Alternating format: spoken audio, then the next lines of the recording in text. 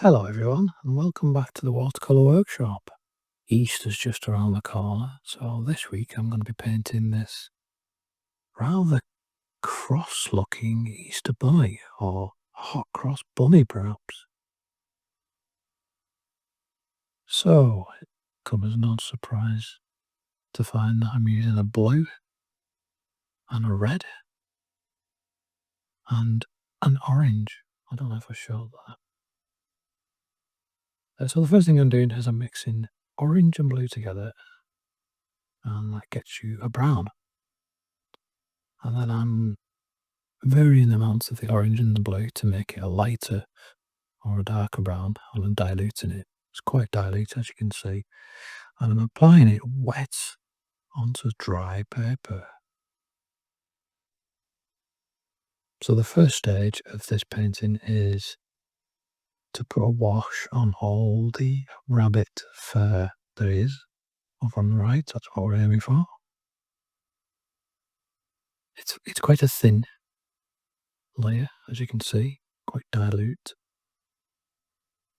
So what I do is I put it on thin and then reinforce some of the areas with some more of the brown colour. And this will give us a little bit of extra definition, a little bit of depth in the colour in some areas. Notice that I barely touch the paint to the paper on the second pass. It's just a question of touching the wet paint with a wet brush and it just drops in. You don't need to stroke it around and swish it in. Just touch it and it'll drop in. So now we're on to the head, and I decided to pre-wet the paper this time. I want the head area to be quite pale. The water's not exactly clean. There's a tiny bit of the previous brown in, but that's fine. We're painting brown.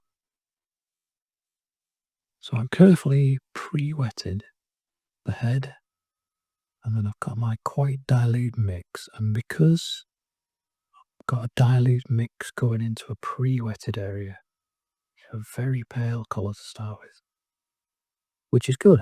That is what we want. We want a nice pale head to start with. It's much easier to add darker tones than it is to lighten them. Okay, so a quick flash of card there. I always test my colours. I really always test my colours, especially when you're mixing browns like this. I just tested it on a bit of card before I committed it to the paper. So now we're back to being wet on dry. The ears are dry. I'm painting next to the wet area of the head. If I touch the colour that's going onto the ear, onto that head section, it will leak in, but I don't mind that. But just be aware of that. Okay, so that quite dark brown colour is achieved by adding blue into the brown mix. And I'm putting it in the more shaded areas, so under his chin, on his neck area, and in the deeper shadow areas of his legs. I'm also putting it where the top of the foot meets the leg, just to add a little bit of definition there. We suggest the foot by painting the leg behind it a little bit darker. Back to the ear. So as you can see, I move from one area to another. Generally, I'll apply paint on one area and then let it settle or let it dry, and then move on to another area and then come back to it. It's mostly about timing, trying to avoid areas being too wet or conversely too dry. Thin line there to outline the ear. I don't normally like outlining, but this is a bit of a illustration, a cartoon if you like. If you live in the north of England, in Cumbria, you probably recognise who the character that this is based on. It's not an exact copy. I wasn't sure on copyright laws. If you don't live in the north of England, you may well have heard of Beatrix Potter anywhere. Peter Rabbit, Beatrix Potter, very famous children's story. Well, I live in Cumbria, and this is where this character was born. So now I've got my mid-brown. It's quite wet, and I'm dropping it into the head area to give a little bit of texture on the front of the head, the snout, and then some under the eye as well.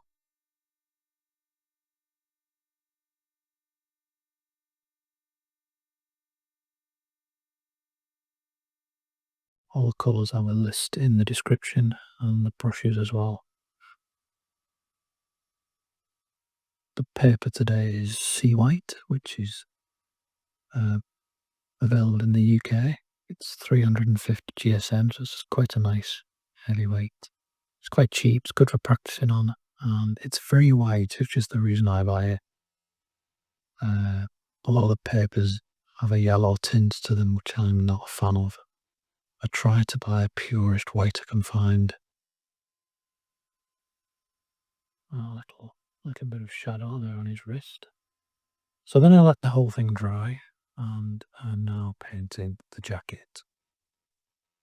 Iconic blue jacket, if you're a Beatrix Potter fan. So, as I said, this is not a Beatrix Potter drawing, but it's definitely inspired by that look. So I've just got my ultramarine blue, and I'm just putting on quite a thin, watery coat. Maybe it's a red coat. It's still wet, and I'm dropping some more of the paint in, just like I did on the skin, just to reinforce the blue. You can drop the wet into the wet as long as the paint that you drop in is slightly thicker than the paint that you just applied to the paper. If you put thin, if you make your paint thinner and then drop it in, you'll get some back runs, some cauliflowers. So as long as the paint that you apply is thicker than the paint that's on the paper, you won't get that. Now it's still wet, and I'm dampening my brush, cleaning my brush, dampening it, and just lifting out some of that blue. You can do that while it's still wet. Next, I've got some very diluted red to make a pink colour. There might be a touch of blue in there. Very pale into the ears. That will dry even lighter than that. And then, again, into the wet wash. Some more of the base colour, but in a slightly thicker form, so that we don't get those back runs. So I'm just trying to suggest a little bit of depth in the ears by making the colours around the edge of the ear, where it kind of turns in to be slightly darker. And for the same reason, this jacket is probably a little bit too damp for this, but I'm trying to reinforce some of the areas to make those darker as well, to give more of an illusion of reality by adding some darker values.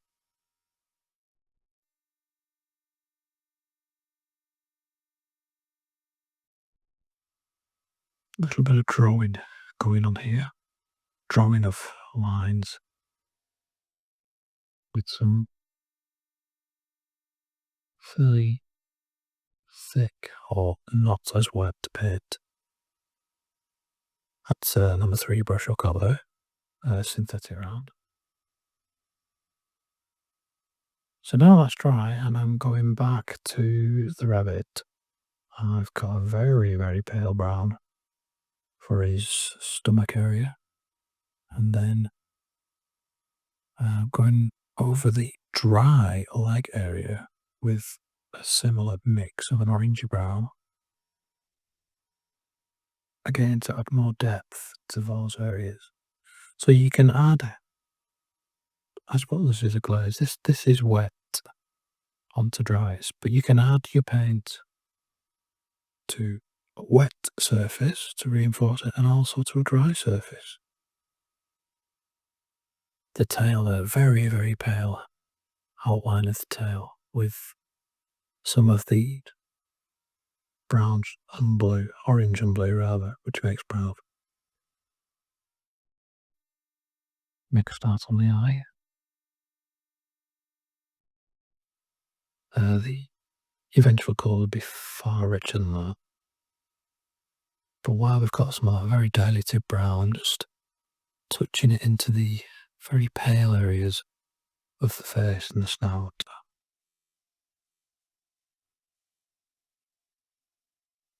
Paint it on and then move it around with the damp brush. There we go. Soften that area off. Incidentally, over on the right hand side, you can see just on the very edge of the shot, grubby looking cloth. That's my tea towel. That's what I use to dry off with. I don't use tissues. I use an old tea towel. Like, that's what they are designed for, to dry things. It's very handy to have one of those. You can get your brush much drier than using a bit of kitchen roll or tissue. Okay, I'm reinforcing the colour in the ears with some of this brown mix. And of course, it's very thin, so when it dries, it's going to be a mix of the brown, the very pale brown, and the colour that was underneath it, which in this case was the pink and the red.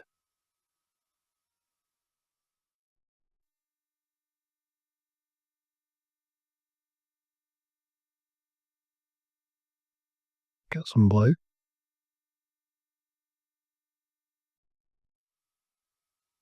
Quite happy to place it into the area I've just had the brown in because I'm going to add some of this orange. Mix up a fairly dark colour now. But this is how you can get to a grey or even a black. Just test it on my card. Just about see at the bottom there. And now we can paint in the dark area. You don't have to mix like this. This is almost going to a black. If you've got Payne's Grey, I do have some Payne's Grey, but I'm just showing you how to mix a dark colour. I was just dabbing the other eye there with my finger just to see if it was dry. It's dry enough. And I'm just trying to paint the eye. I'm trying to leave a little white area along the top for a white highlight.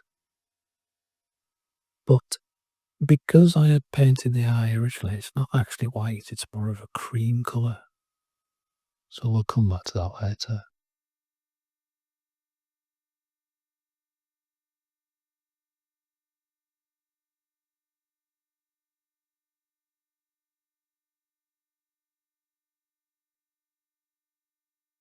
All of the dark colour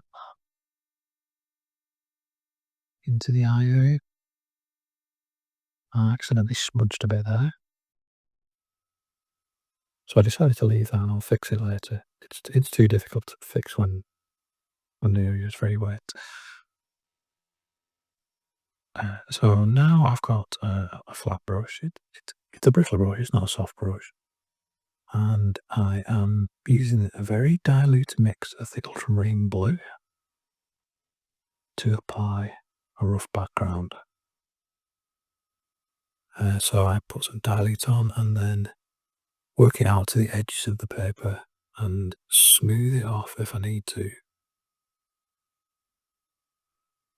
A little bit of red crept in over there on the left. It's fine. Makes a nice lilac colour. Bit more blue. Let it all dry. It's now perfectly dried. And I think this is the next day. I think I came back to this the next day and decided I wanted to work on the jacket a little bit just to smooth out a few of the rougher areas, especially on his arm. I thought that was a little bit crude, perhaps, and so and put an extra highlight on the collar. She remembered if this when it was wet. The thing about lifting on when it's wet is that the paint will settle back into the area you've lifted, so it's more effective to lift out when it's dry like this. So I'm using the synthetic round brush to do this. It's quite a nice gentle stroke, and by dampening your brush and just gently stroking it against your paint, you can lift out or at least lighten the colour. So now I am painting some details onto the face.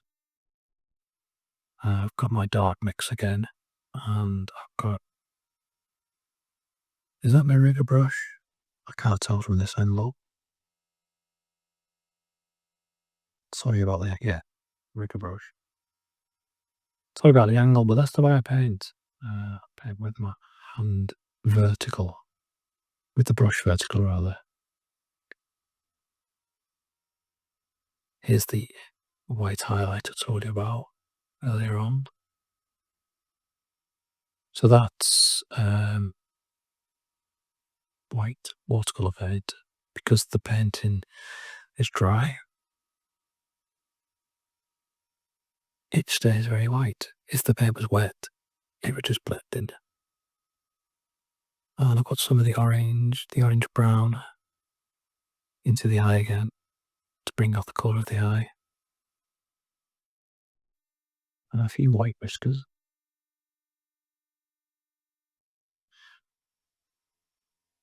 So now we're mixing up some green, which is the blue and the yellow. As usual, it's quite watery. Add in some of the blue to get a much a bluey green. And I'm using the end of the brush just to scratch out some grass, flick it up from the dark area.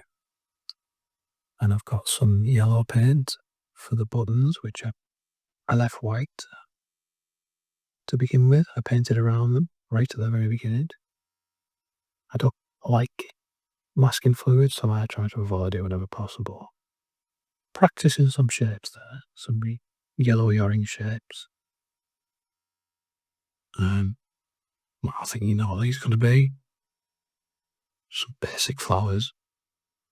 So I've got the yellow and I've got the orange brown together to give me various tones. Some rough flower shapes, they don't have to be perfect.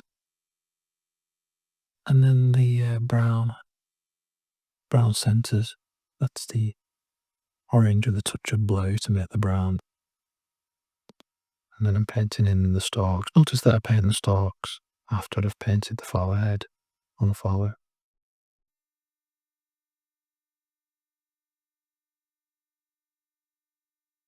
There we go, a little bit of greenery. And we are done.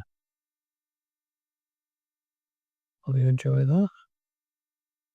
And you'll join me again for another watercolour workshop. Thank you for watching.